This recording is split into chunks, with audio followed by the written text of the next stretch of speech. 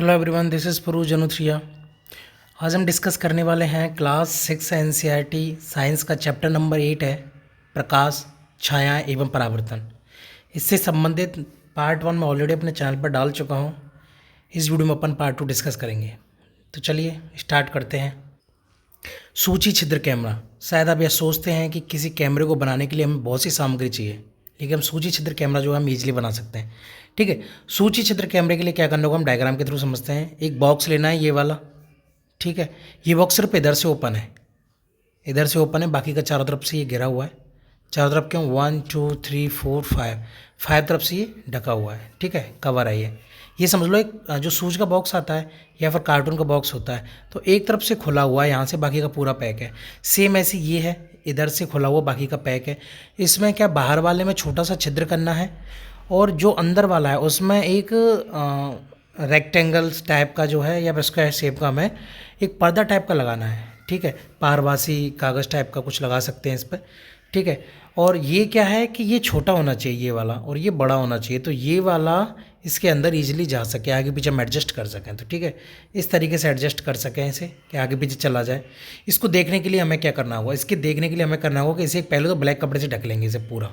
ठीक है, जैसे कि कोई हमें परछाई वगैरह कुछ ऐसा ना दिखे। ब्लैक कपड़े से पूरा ढक लिया। हम जहाँ देखना चाहते हैं आगे वाला हिस्सा ओपन रहेगा, बस ये वाला हिस्सा। ठीक है, हम जिस चीज़ को देखना चाहते हैं उस चीज़ को हम यहाँ आँख लगा के देखेंगे वहाँ पे कि हमें क्या दिखाई दे रहा है, कैसे दिखाई दे रहा है। हम इसको आगे पीछे एडजस्ट करके उस इमेज को क्लियर प्राप्त करने की कोशिश करेंगे। इस पर्दे पर प्राप्त होगी हमें इमेज। ठीक है, जो वाइट कलर का जो पर्दा है इस पर हमें इमेज प्राप्त होगी। तो इसके लिए हमें करना क्या होगा? इसे हमें एडजस्ट करना होगा आगे पीछे करके। ठीक है, जहाँ पे हमें इमेज क्लियर मिल जाएगी वहीं अपन रोक लेंगे और हमें पर्दे पर इमेज दिख जाएगी। तो हम इससे क्या है कि किसी भी चीज़ को देख सकते हैं। ठीक है, सड़क पर लोग वगैरह जा रहे हैं उसको भी देख सकते हैं, हम सूर्य को भी देख सकते हैं। ठीक है, और हम जो चाहे वो देख सकते हैं, उससे परछाई वगैरह दिखती है। ठीक है, इसके क्रियाकलाप में यही कहा गया है। ठीक है, कि इन्होंने ये जो है वो बनाया है सूची छिद्र कैमरा। ठीक है, ये बॉक्स खोला, सिरा रखें अपने सिर तथा सूची छिद्र कैमरे को। ठीक है, काले रंग के कपड़े से ढक दें। ठीक है, ठीक है, अब सूची छिद्र कैमरे से दूर की वस्तुओं जैसे पेड़ अथवा इमारतों को देखने का प्रयत्न करें। हाँ, सुनिश्चित करें जिस वस्तु का आप सूची छिद्र में देखना चाहते हैं वह सूर्य की तेज़ धूप में हो। हाँ बिल्कुल, आपको उजाला चाहिए उस जगह पर, सूर्य का तेज़ धूप उजाला होना ज़रूरी है। अगर उजाला नहीं होगा तो इससे नहीं दिखेगा ना कुछ भी। ठीक है, तो इस तरीके से आपको इस पर इमेज दिख जाएगी।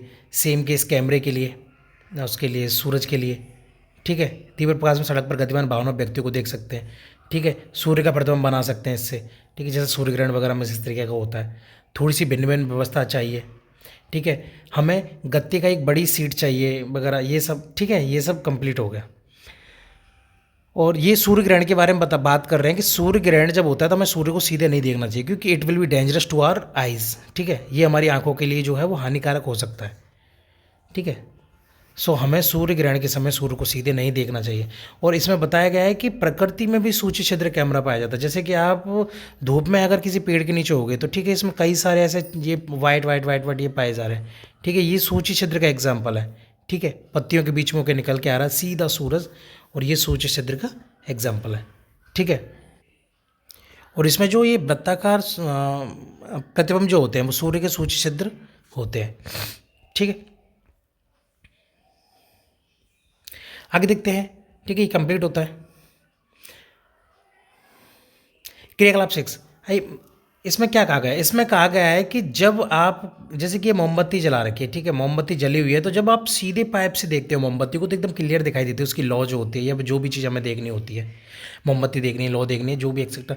लेकिन अगर हमने इस पाइप को टेढ़ा कर लिया तो क्या होगा? इस पाइप को हम टेढ़ा कर लेंगे तो ये प्रकाश जो है वो हमें दिखाई नहीं देगा, ये प्रकाश किरणें यहाँ तक नहीं जाएंगी।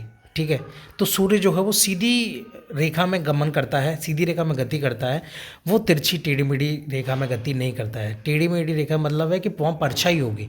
ठीक है, लेकिन सूर्य की जो किरणें या फिर एक्सेट्रा जो प्रकाश की किरणें हैं वो सीधी गति करेंगे। हमने इस बारे में डिस्कस भी किया था। जैसे कि देखो ये अपारदर्शी, इसमें ये जा रही हैं किरण लेकिन इधर आर पार नहीं आ रही। ठीक है, दूसरा हो गया पारवासी, जैसे कुछ किरणें जो है वो निकल के जा रही है, और पारदर्शी पूरा जो होता है वो कौन सा होता है? जितनी प्रकाश किरणें हो उतनी निकल के जा रही है। ठीक है जी, ये सब हो रहा है सीधी रेखा में। तो ये सब क्या सीधी रेखा में गमन होता है। आगे देखते हैं, अगला है 8.4 दर्पण तथा परावर्तन। हम सभी घर पर दर्पणों का उपयोग करते हैं। दर्पण मतलब अपने घर में जो मुंह वगैरह देखते हैं, जो शीशा वगैरह होता है, ठीक है, ड्रेसिंग रूम वगैरह जो होते हैं, ड्रेसिंग वगैरह में जो शीशा लगा होता है वो दर्पण होता है। आप दर्पण में अपने चेहरे को देखते हैं, बिल्कुल जो आप देखते हैं वो दर्पण में आपके चेहरे का परावर्तन है। बिल्कुल सही बात है। परावर्तन का मतलब क्या हुआ, ये है यहाँ पे ये शीशा है ये, ठीक है, तो यहाँ से प्रकाश आया और यहीं से लौट के चला गया, आया और लौट के चला गया, इधर नहीं गया, निकल के नहीं गया। तो ये वाली जो पीछे वाली सरफेस है वो कैसी रहेगी, इसकी अपारदर्शी। यहाँ क्या पॉलिश हो रही है, इस पॉलिश से प्रकाश परावर्तित होकर जाएगा और हमें हमारा फेस दिख जाएगा, ठीक है। हम दर्पण के सामने रखी वस्तुओं का परावर्तन भी दर्पण में देखते हैं, बिल्कुल हम शीशे में सब कुछ देख सकते हैं। कभी कभी हम झील अथवा तालाब के पानी में पेड़ों, इमारतों तथा अन्य वस्तुओं का परावर्तन देखते हैं, बिल्कुल सही बात है। एक्चुअली क्या होता है, पानी जब टेंशन की वजह से, टेंसाइल फोर्स लगता है, तो उसकी वजह से क्या एक तरह की परत बन जाती है ऊपर पानी के ऊपर। पानी का सरफेस देखा होगा ना, बिल्कुल प्लेन होता है ना, पानी का सरफेस बिल्कुल प्लेन होता है, वो टेंशन की वजह से होता है। नीचे के जो वाटर पार्टिकल्स हैं उसे जो खींच रहे होते हैं, ठीक है, तो उस टेंशन की वजह से वो क्या प्लेन हो जाता है, प्लेन। अब इस प्लेन सरफेस से चमकदार प्लेन सरफेस हो जाती है। इस सरफेस से क्या, जैसे प्रकाश आएगा तो लौट के जाएगा। प्रकाश जैसे आ रहा हो, प्रकाश लौट के जा रहा है, तो इसका मतलब है कि वो उसका प्रतिबिंब बनाएगा, प्रतिबिंब या उसको हाँ प्रतिबिंब बनाएगा उसका, ठीक है। और ये होता है परावर्तन के कारण, ठीक है। ये देखा रखा है इसमें। एक्चुअली क्या है कि देखो ये जो बच्ची है ये क्या है, इसने ये शीशा लेके खड़ी है, मिरर लेके खड़ी है। जैसे हमने टॉर्च मारी, ठीक है, टॉर्च मारी तो अगर इसका फेस सीधा है तो इसका क्या यहाँ पे आएगा, इसके मुंह की तरफ। थोड़ा सा टेढ़ा किया तो इधर जाएगा, और टेढ़ा किया तो इधर जाएगा, और टेढ़ा किया इधर जाएगा, ठीक है, इधर टेढ़ा किया इधर जाएगा। वो डिपेंड करता है कि किस एंगल से उस पर लाइट पड़ रही है। अगर जो लाइट है, लाइट अगर इस एंगल से पड़ी तो इस एंगल पर जा रही है, ठीक है। लाइट अगर इस एंगल पर पड़ी, ये सरफेस है, ठीक है, इस एंगल पे तो इस एंगल पे जाएगी, सीधे जाएगी तो सीधे ही आएगी ना लौट के, सीधे जा रही तो सीधे आएगी। ये जा रही है तो ये आएगी, ये जा रही है ये आएगी, ये जा रही है ये आएगी, ठीक है। और इसके साथ में जाएगी तो इसके साथ में जाएगी। It's depend on the angle, ठीक है, कि किस एंगल पर आप प्रकाश को डाल रहे हो, ठीक है। ये आपने किया भी होगा। एक्चुअली अगर सूर्य के प्रकाश में जब हम अपने मिरर को लेके जाते हैं तो अपन जिस डायरेक्शन में उसको घुमाते हैं, ठीक है, प्रकाश की किरणें भी उसी डायरेक्शन में, एक फोकस जाता है, सीधा फोकस जाता है जो किसी आदमी पर, किसी वस्तु पर जाके सीधा लगता है, ठीक है। वो डिपेंड करता है उस एंगल के ऊपर कि हम किस तरीके से उस एंगल को मिरर पर ले रहे हैं। अगर सीधा लेंगे तो वो सीधा जाएगा, लेकिन थोड़ा सा भी तिरछा करेंगे ना तो उसका जो लाइट है, फोकस है, वो अलग अलग जगह आपको फील हो जाएगा। कभी मिरर पर, कभी दीवार पर, कभी पेड़ पर, एक्सेट्रा जहाँ भी होगा वहाँ आपको फील हो जाएगा। अब टॉर्च की दिशा इस प्रकार समायोजित कीजिए कि प्रकाश का डिब्बा कमरे में खड़े किसी दूसरे मित्र के ऊपर पड़े। हाँ ये हो गया, ठीक है। एंगल के ऊपर डिपेंड करता है कि ये जो हो गया वो मिरर का सरफेस, तो किस एंगल पे जो है वो लाइट जा रही है। ये बीच बीच में हो गया, बिल्कुल यहाँ जाएगी तो यहीं से लौट के आएगी ये, ठीक है, यहीं से लौट के। लेकिन यहाँ जाएगी तो यहाँ से लौट के जाएगी, यहाँ जाएगी तो यहाँ से लौट के जाएगी, ठीक है। ये डिपेंड करता है एंगल के ऊपर। यह क्रियाकलाप सुझाता है कि दर्पण अपने ऊपर पड़ने वाले प्रकाश की दिशा को बदल देते हैं। बिल्कुल सही बात है, एंगल के हिसाब से बदल देते हैं, ठीक है। 90 डिग्री का एंगल रहेगा इसमें। यहाँ दर्पण किया गया क्रियाकलाप यह दर्शाता है कि प्रकाश सरल रेखा के अनुदिश गमन करता हुआ दर्पण से परावर्तित हो जाता है।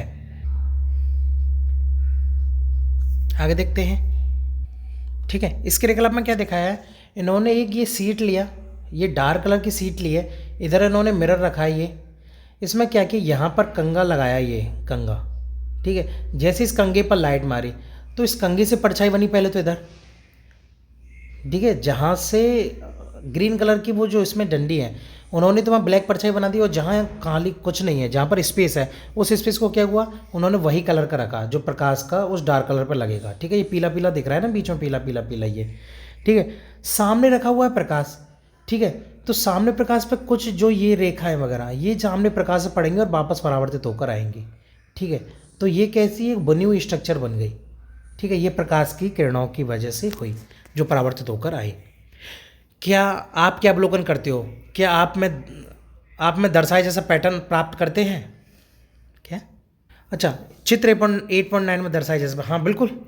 इस क्रियाकलाप में यह ज्ञात होता है कि प्रकाश किस प्रकार गमन करते हैं तथा यह किस प्रकार के दर्पण से परावर्तित होता है, ठीक है। आपका चैप्टर कंप्लीट होता है। फिलहाल के लिए इतना ही, आगे की चर्चा अपन अगले वीडियो में करेंगे। Thank you.